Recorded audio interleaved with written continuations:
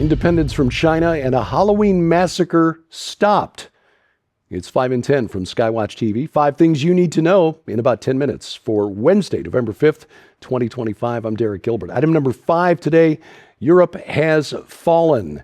Several German towns are canceling their traditional Christmas markets this year because of the cost of security requirements after terror attacks. Muslims running cars through the crowded marketplaces or attacking people in the markets while shouting Allahu Akbar. Local organizers argue that they just can't comply with the government's new anti-terror measures, like installing barriers, setting up surveillance systems, posting additional guards, all of which now are prerequisites for hosting public events in Germany. The Christmas market in Overath, which is in North Rhine-Westphalia, a town of about 27,000 people, has been canceled because organizers just can't afford the cost. They've been talking with the local administration for about a year, just cannot come to an agreement. The group had already spent about 7,000 euros for a spring festival, that on security for a spring festival, which left them with no money for the Christmas markets. Organizers still hoping for a last-minute agreement with the town's leadership, but without it, future events like the town's festival have to be canceled. There are more than 2,000 Christmas markets held across Germany each year, and the growing number of cancellations is reflective of the growing unease and tension in Germany, where mass migration, public safety, and preserving German culture are becoming increasingly incompatible. Europe has fallen. Jan Sobieski would be spinning in his grave if that were a thing. Item number 4 today, rare earths. President Trump says the United States is going to end its dependence on China for rare earth minerals within 18 months. He's launched an emergency program to build domestic and allied supply chains, describing this as key to national security because of Beijing's recent export controls on rare earths, which are important metals needed for electronics, the very device on which you're watching this program, for one thing, but for military applications as well. In an interview over the weekend on 60 Minutes, Trump said his administration's plan for rare earths would ensure that the U.S. can meet all of its industrial and defense needs within 2 years, and this would include partnerships with Japan, Australia, and the United Kingdom. The United States was basically asleep at the switch over the last 25 years, allowing China to become dominant and develop essentially monopolies, not just on the access to the rare earths, but refining them. So this crash program to develop new sources and refining capabilities is long overdue. The government's spending money on other priorities while allowing China to get a stranglehold on things that we need for not just electronics, but again, for critical defense applications. Item number 3 today, Halloween massacre was stopped by the FBI. The media is calling these 2 gentlemen on the screen Michigan men. Michigan men, as though just setting foot in Michigan makes you a Michigan man. They are named Mohammed Ali and Majed Mahmoud. In other words, Muhammad and Muhammad.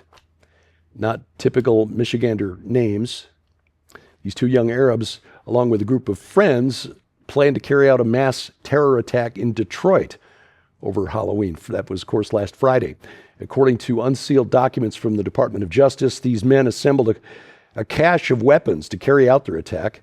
They were reportedly inspired by former Michigan National Guardsman Amar Abdul-Majid Mohammed Saeed, who was arrested in May for plotting an attack on the U.S. Army's Tank, Automotive, and Armaments Command facility at the Detroit Arsenal. They've been charged with receiving, transferring, and attempting to receive and transfer of firearms, knowing and having reasonable cause to believe that they would be used to commit terrorism. Ali practiced shooting at a local gun range multiple times, including with Mahmoud, a juvenile suspect referred to as Person 1 under the alias Athari, and once with an unnamed co-conspirator 4, according to the complaint filed by the FBI. It includes multiple unnamed co-conspirators who allegedly practiced shooting at the ranges with Ali and Mahmoud. They also sourced out possible attack locations in Ferndale, Michigan, which is a suburb north of Detroit that's well known for its LGBT nightlife. And this is what raised the alarm to law enforcement, because none of these guys are over the age of 21. They would not have been allowed into these clubs, in other words. Again, just setting foot in the United States does not make these men Americans or Michiganders. They are bringing jihad to our soil, and most Americans are not aware of the danger that exists among us. A credit to Doug Hagman of the Hagman Report, who's been reporting on this for a couple of decades now. When I was hosting a secular radio talk show in mid-Missouri back in 2006 and 7, Doug was a regular guest on my program to talk about this. And he was scouting out locations where in New York State, there were training facilities for Muslims, practicing with abandoned buses and how they would access them and use them in a terror attack. So this is something that we will have to watch for in the years ahead. It's not just Republican and Democrat anymore. We have an enemy that's already inside the walls here in the United States. Item number 2 today, the BBC apparently hates Donald Trump. A leaked memo has revealed that the BBC Panorama program, which aired just before the election in 2024, edited a speech given by President Trump on January 6th of 2021. You remember the date of the big riot at the U.S. Capitol? The speech was edited in a way to make it appear as though he was encouraging supporters to riot at the Capitol. They took one section, spliced it together with another section from an hour later to make it sound as though he was inciting violence. This appeared to show the president saying his followers should go to the Capitol to, quote, fight like hell, end quote, when in reality, the president said he would walk with supporters, quote, to peacefully and patriotically make your voices heard, end quote. According to the 19-page memo, Panorama merged footage from the beginning of Trump's speech with segments from an hour later to create this false impression. You know, maybe the BBC should pay less attention to Trump and more to the migrants in London and Manchester and elsewhere who are getting stabby. Coming up, in Australia, kids got out of a test because they were taught about the wrong Caesar. I will explain next on 5 and 10. This is how we're going to raise a remnant, a body of Christ that's going to stand in the gap for these kids that are voiceless. These kids have no voice. They have no champion. We're going to change that. The book, Innocence Shattered, it points out the malevolent industries that are exploiting our children. It gets into how in the world, Alan, these kids can be coming up missing without a chain of custody. If you were to ask me, Joe Horn, with all the years that you've been working with children, and you've looked into the eyes of those that have been absolutely devastated, ravaged by abuse from malevolent people who have taken pleasure in the screams of terror exhaled, innocence completely stripped before it's even had a chance to find its calling. I believe that that is precisely why Lucifer has waged this war on children in particular, because if they never find why God put them here, he intercepts and snuffs out another warrior for the kingdom. Kids that have experienced this have experienced a lot of it at the malevolent hands of people that are evil. These are people that have given themselves over to Luciferian powers.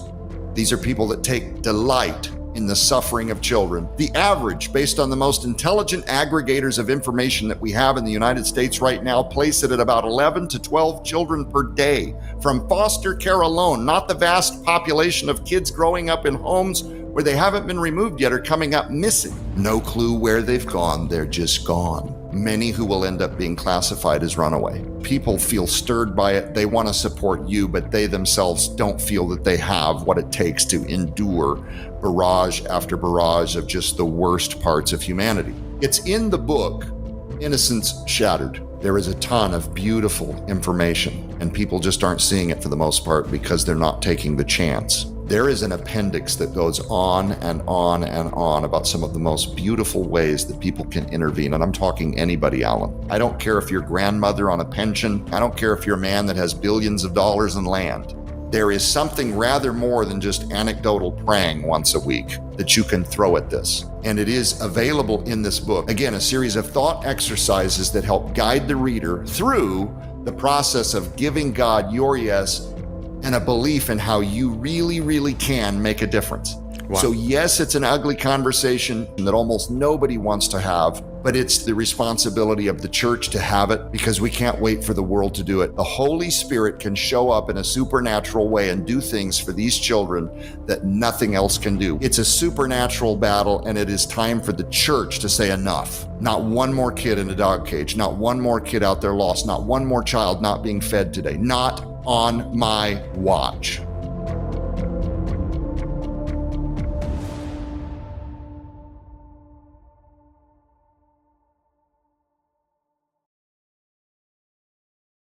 Item number 1 today, the wrong Caesar. Teachers at 9 high schools in northeastern Australia discovered just days before an ancient history exam that they had mistakenly taught their students about the wrong Caesar. They taught them about Caesar Augustus instead of his predecessor, Julius Caesar, his uncle. The students in Queensland ended up being exempt from the statewide exam last Wednesday, while Education Minister John Paul Langbrook said he would investigate the mix-up, describing the experience for students as extremely traumatic. Yeah, finding out 48 hours before the exam, which counted for 25% of their finals, that they'd been studying the wrong guy. Students went home, began cramming furiously about Julius Caesar, and then found out, it's like, okay, look, we're just going to skip that. You don't have to worry about it. But of course, that took time away from studying for the other portions of the final exams. Again, students were exempt because the schools applied for and were granted an exemption from that part of the exam. And parents, of course, not happy because it created a lot of stress for their kids. The students exempted said that their finals would be based on the remaining 75% of the exam. Again, the wrong Caesar. Apparently, the previous 4 years, they had been taught about Caesar Augustus. The change was announced a couple of years ago. The teachers somehow didn't get the message. This week on Skywatch TV, we begin a new series about the new book by Joe Artis Horn, Innocence Shattered. It's not a pleasant topic, but it is very important. This is why we do what we do at Skywatch TV and through our partner ministries, those that partner with us at Whispering Ponies Ranch, working with children at risk. Trafficking children is big business, and that's why it's so difficult to stamp out. Educate yourself. You can find out more, well, through the book and also through the 6-part docuseries Rescue Us, but start by watching this week's program. I was honored to sit in the host chair this week and to interview Joe about the book. You can watch it at our website, skywatchtv.com. Over the air, our broadcast schedule posted at skywatchtv.com/channels. You can watch it on your big screen on your schedule by adding the Skywatch TV channel to Roku, Apple TV, Amazon Fire TV, Google TV, Android TV as well. We've got all of those apps. You just go to their app store for your smart TV or set-top box, install it, and the Skywatch TV channel, that is, and then we will be there when you click the remote. We're also on YouTube, youtube.com/@SkywatchTelevision, rumble.com/SkywatchTV, or download our free mobile app to your smartphone or tablet. It's available for iOS, Android, and Amazon Kindle Fire devices. We've got links to their app stores at our website, skywatchtv.com/app. And while you're in there, look around. There's some other features as well as a Bible with multiple translations, a link to our streaming video site, and a tab for donating if you're so led. Again, it is free, and you'll find more at skywatchtv.com/app. 5 and 10 online. We're on Telegram, t.me/5 and 10, or if you've got the Telegram app already, just do a search for the 5 and 10 channel. Please subscribe there if you would. Also subscribe, share, and click the link for notifications. Hit the like button at YouTube, youtube.com/@5 in 10, and follow us on X, formerly Twitter, at 5_in_10. We try to keep you up to date throughout the day, and thank you for watching. As we keep watch, I'm Derek Gilbert. This is 5 in 10 from Skywatch TV.